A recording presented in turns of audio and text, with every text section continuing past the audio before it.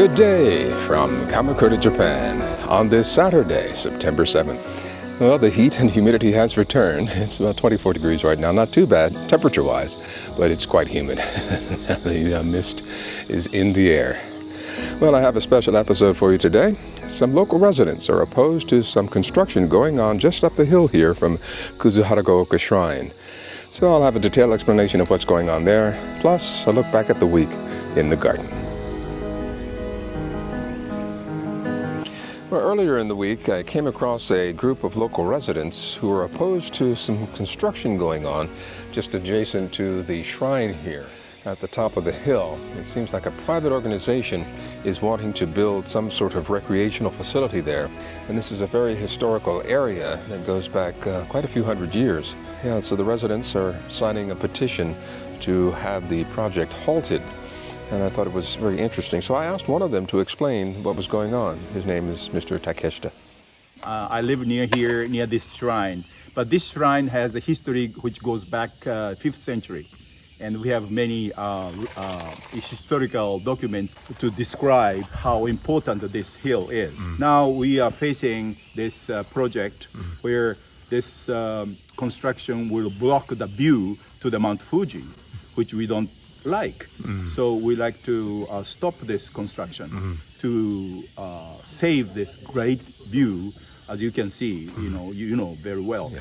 So that's what we are doing, but the time is limited, and they have just started the construction 10 days ago.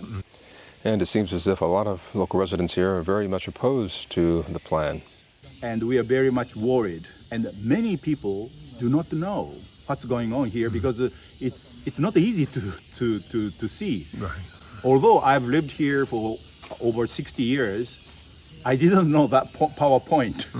It was a striking, really touching view, overlooking the 7 provinces of Sagami no Kuni, the old, ancient days, and with the Mount Fuji straight ahead. And so we like to save this beautiful scenery, and I'm sure we will win, but time is limited.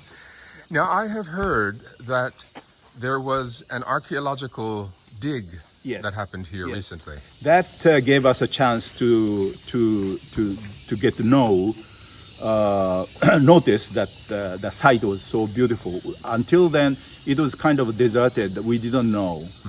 Yeah, this area here, Keiwaizaka, has a lot of historical significance dating back hundreds of years. Now, this whole area here is extremely historical. Keiwaizaka, as you say, dates back to the 5th century. Yes. And this is where Japan's first shogun was here, Minamoto no Yoritomo. Yes. And he allowed merchants to sell things along the pathway leading up to here. Yeah. Therefore, this is a historically preserved area and very close to the site which is about to be developed. But interesting thing is that prior to Yoritomo, the very first shogun of the samurai society, way back in early 9th century, actually, the shogun was sent here by the imperial court, ruling people. In those days, in 9th century, it was not a samurai society; it was imperial court society, and they sent the shogun, the general, over here to this mountain on the way to the east. So they wanted to conquer Ainu or the Jomon people towards the east. Yeah. So they stopped over here, and he enshrined 3 fire gods and god of way, the god of road, so that the god will lead him to the east to attack the, they call barbarians. Emishi we call. Anyway, there was a shrine in the 9th century here. The later local, leaders by the name of Kamakura, his name was Kamakura Gongoro Kangemasa. Mr. Kamakura enshrined here. But now those 2 shrines from Kodai, the ancient days of Japan, both shrines were moved down to the hillside, to the bottom of the hill. And one is called Goryo Jinja, you have heard of. Another shrine went to Tatsumi Jinja, the Tatsumi, near the station. So became empty here until Meiji Restoration. When the Meiji Restoration, they enshrined Hino Toshimoto, and now it is known as Kusaharaoka Jinja. Hino Toshimoto's tomb is here. So all this put together, it's historically important, and it is a sacred mountain here. Now, Hino Toshimoto was beheaded because of his opposition to... Yeah, because he was tried to overthrow in samurai society, the Kamakura regime, but he was sent from imperial court side. So there's always imperial court and the samurai society. You, Takeshita-san, you were born in Kamakura, or...? I was born in Gifu. In Gifu, but I've lived here since 1960s. So I grew up here most of the time. But I didn't know this PowerPoint. So I'm so excited, but I'm also in a hurry to collect signatures. So please spread the news to the world. And because this is the pride of Japan, the pride of Kamakura, pride of the world. And I'm sure many visitors to our country will enjoy for next 100, 200 years from that super, beautiful place. What do you do for a living? I'm retired. I was an architect and art collector, but art, especially in Japanese old ryobu, folding screens. Yes. I have exhibition for the sake of so-called Kamakura Geijitsu side. My friend and neighbor Hendrik, who you may have seen in past episodes, is also involved in this project to halt the construction, so I asked him to weigh in as well. There's two parts to this property. One is the actual building site, which, as I understand it, actually used to have an existing structure on it. The structure. It was a nice sized house. Yeah, I've been up there. Yeah. Okay. So before they tore it down. Yeah. And the intention now is to build something a whole lot bigger. Yeah, I talked to Akimoto-san, who lives right at the entrance to that, and he says it's a private organization. I think it may be a non-profit, and they want to develop some sort of recreational facility. And they also bought the tennis courts down below. Correct. And they wanted to buy a house next to that. And I know the people who live there. They're friends of mine. I think you're better informed than I am. Yeah, but they refused to sell. So they're going ahead with the project. But there was they had to do an archaeological dig, because that's Keiwaizaka, a very historical site. And they're going to create some sort of access road up the hill, and they say they're going to restore it back to the original state once they're done, but I don't think so. And that part, so where the access road runs through, that's a more strictly preserved forest than is the building site. According to what Takeshita-san tells me, there is no way that they can restore that to the original condition. Because these foreign materials are in the ground, and that's where they're going to stay, clearly.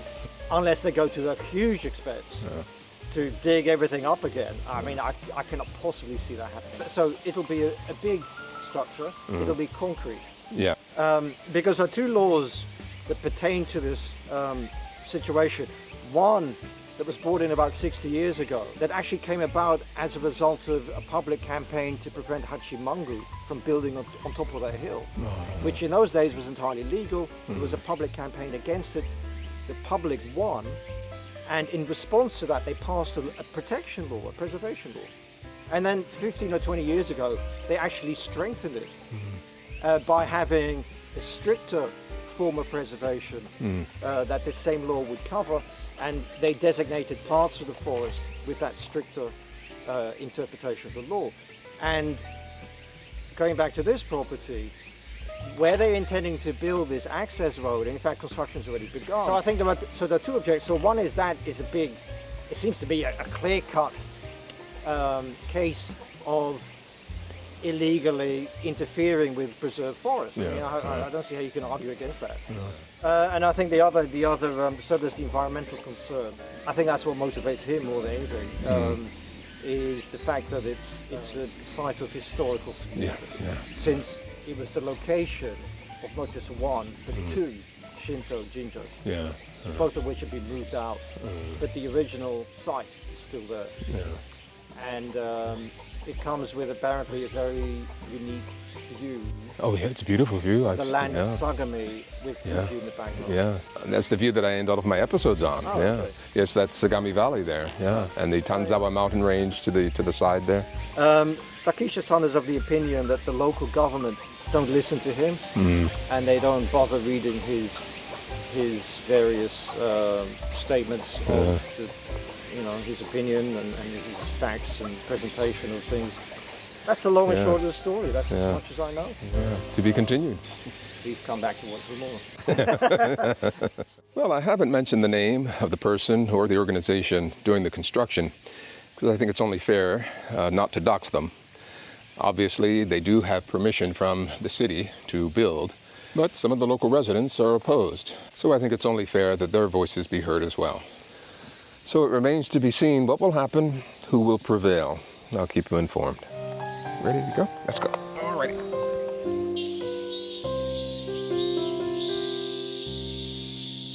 Well, it's Monday morning, and the storm has passed. Typhoon Shanshan has passed, and it's a pleasant morning. Slightly cooler than usual, but as you can see, it's still quite humid. I can see some mist rising from the valley below there. Yeah. Not much damage was done over on this side of the country, so we were lucky we dodged that bullet. But I haven't had to water the garden in a week or so. So when I get back, we'll take a look and see how the garden's doing. I think everything's pretty well. A lot of the starts are covered, so they've weathered the storm pretty well. So the morning walk continues.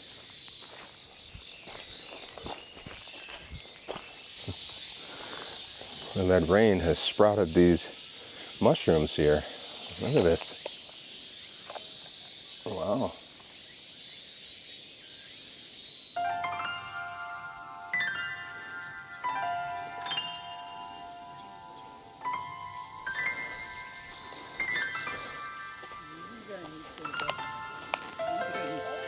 Ohayou gozaimasu.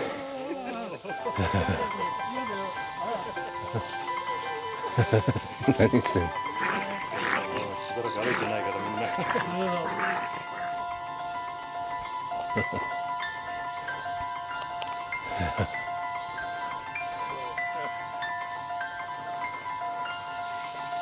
I just noticed all of these pill bugs here, and even have some babies. Okay, take a look at things on the morning after. Everything looks good. Lots of growth on the Savoy cabbages here. I see we have some bell peppers coming in. And the hakusai looks good. And so do the kabocha pumpkins. And the Swiss chard, looking very nice, very nice. And the peanuts look good too. And over here, how are the green beans, the string beans? Looking good, looking good. Everything seems to have survived Typhoon Shanshan very well. Pineapples look good. Looks like no fruit this year, so hopefully next year we'll get some fruit. Alrighty, down below. Yeah, see we have a fruit in here. Very good, very good. And this butternut squash has come from way over on the other side of the garden. Our jalapenos are looking good. See, we have a nice big one here. Yeah, my fruits are not being pollinated here. Oh, well. So how are we doing with the okra here? This one here curled up. Here's one here. It'll be ready to be picked in a day or so. Wait till tomorrow. Okay. Everything else looks okay. And up here, see, we've got some new offshoots here. Hopefully this fruit will survive. Okay, how are things over here? That looks good. Okay, how are our carrots doing here? Well, they're growing. A little hard to see in there, but yeah, they're growing. Well, this is new. Haven't seen this before. So, yeah, this week I'll come and clean up all of this dead stuff here. These tomatoes, and I don't know what this is, but this has to go. before the seeds drop. So I'll do that this week. So yeah, this is where the butternut squash begins. And it makes its way all the way over to the other side.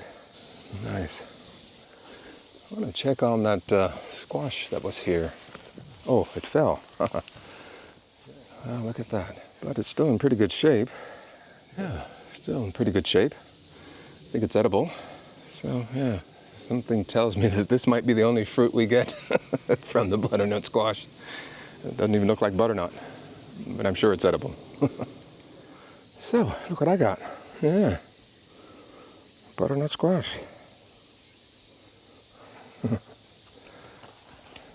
Go. Oh yeah, it's a beautiful Monday morning.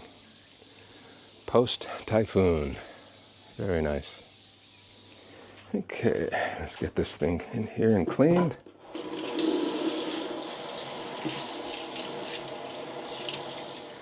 I'm wondering if something chewed this off, or did it just break naturally? Hard to tell, but the skin is too hard for anything to bite into it. Okay, we'll leave that for a while. Ohayou.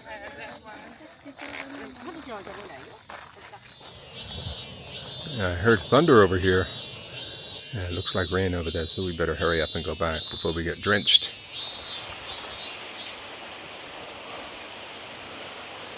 Well, we made it home, but we got caught in the rain.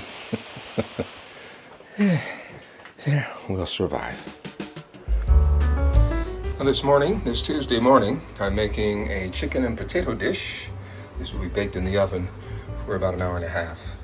I'm using homegrown potatoes, homegrown rosemary, as well as garlic, tomato paste, cumin, paprika, turmeric, salt, pepper, and some cayenne pepper. Okay, this goes into the oven. See you in an hour and a half. Okay, let's see how our baked chicken is doing. I put this cover over top just to keep it from burning. Let's see. Ooh, it looks good. I like that. Test the potatoes, see if they're done. They look done. I'm going to let it go a little while longer.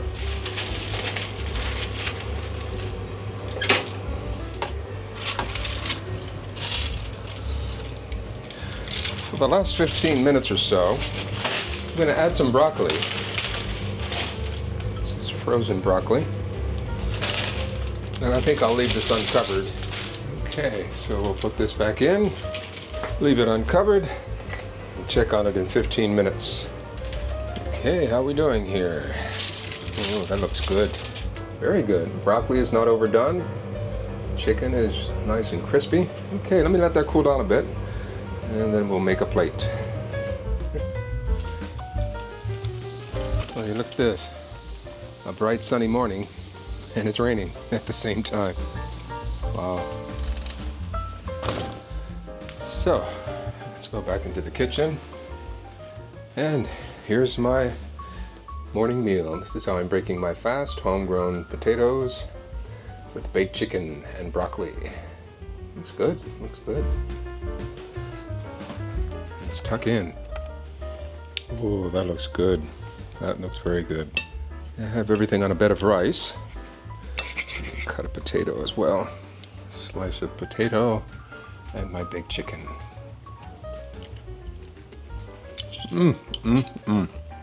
Oh man, This is absolutely wonderful. Yeah, I was just back from my morning walk, my hike with Haru. I began preparing this, and it took about 2 hours from then to now. That is absolutely delicious. Haru's over here sleeping. Haru. How are you? Well, this finally came yesterday. I ordered this back in May, and it's taken all this time to get here.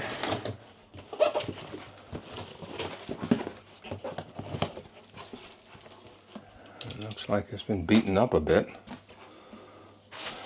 but it should be okay. Lots of broken pieces of styrofoam. Yeah, I ordered a pressure cooker. Yeah, I thought once the weather cools, it'd be a nice time to learn how to can. I'll get this all cleaned up, and yeah, in a short while, I'll start canning. Here's the most important piece, the pressure gauge.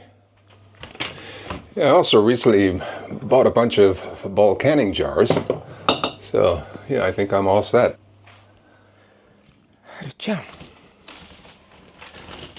Well, it's Friday morning. Very nice, very nice. A little cloudy. We just came back from our morning walk, and the garden's looking pretty good. These are the Savoy cabbages. Here we have the turnips.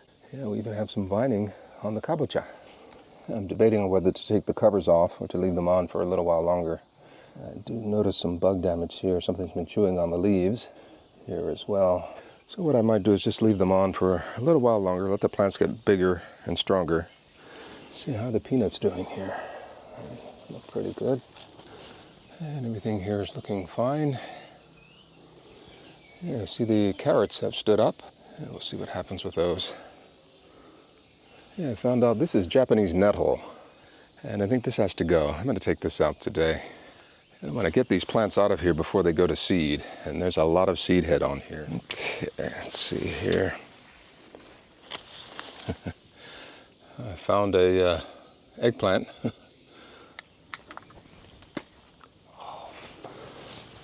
I lost an earbud. Yeah, someone was asking, I guess someone thought that this was an earring or something. No, it's Bose earbuds. They just clip onto the outer ear. I don't like the Apple ones that go inside the ear. They fall out too easily. And listen to me now, I'm searching for one here, but normally it doesn't happen. I hit my ear here, and it's a little hard to see in here. Okay, I found it. Put it in my pocket here. No, better yet, I'll just put it back on. Okay, where was I? Let me take out some of these stakes here.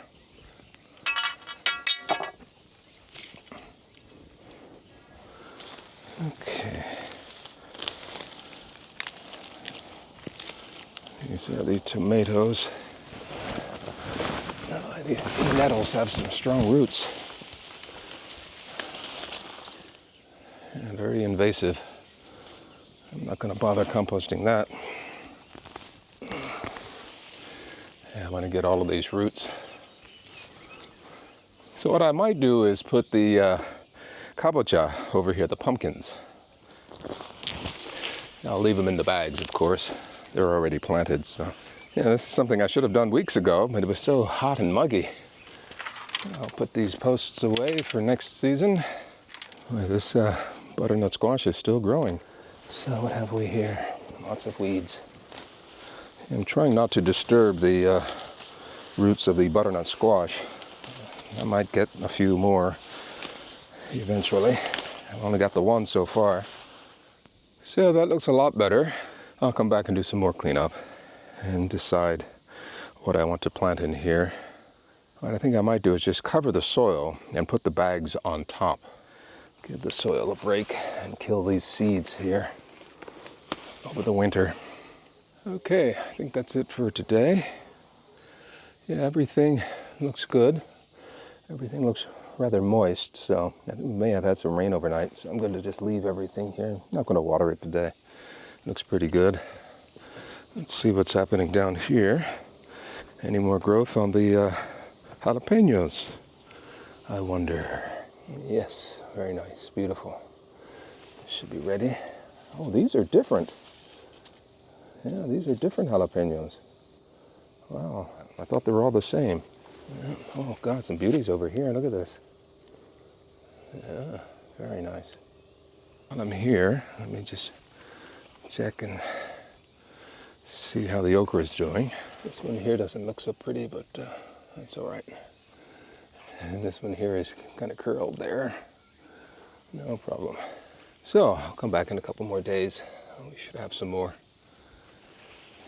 This vine has done very well all the way over here. And it's still early September, so we don't get cold here until early November, early to mid-November, so I may have some fruit just yet. 2 more months, and we'll see if we have any fruit. It would be nice. The rosemary is doing good in its new home here, up above, away from the wall. Used to be over here. The avocados are looking good. And the trumpets. Oh, got a new flower coming in. 2 of them. Nice. Very nice to see these. One there and one on this side. Yeah, I noticed how well this bush is doing. Got this from my colleague Dave. Yeah, I see we have some flowers coming in here as well. Very good, very good. Well, I'm going to call it a morning and go inside and get cleaned up. Ready to go inside? Let's go. There you go. I'm about to make Haru's dog food. I've chopped up some broccoli. It was frozen, now that's thawed. And over here are the gizzards and 3 pieces of thigh meat. And I got some rice I'll mix with that as well.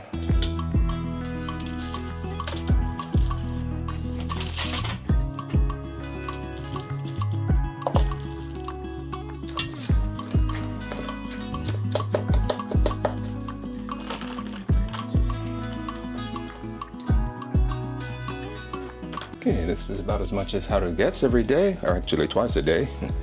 And I also give her this little doggy vitamin. I crush it like that, and then just sprinkle it on. And so that she doesn't choke, I cut this up into bite-sized pieces. Okay, you waited patiently. There you go. Girl, give you some fresh water. And this will last for about 3 or 4 days.